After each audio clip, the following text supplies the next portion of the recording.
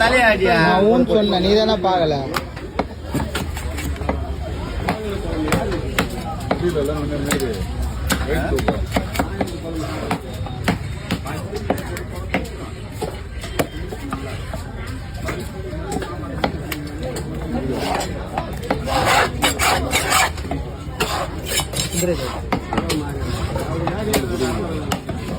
பணம் வர மாட்டேங்க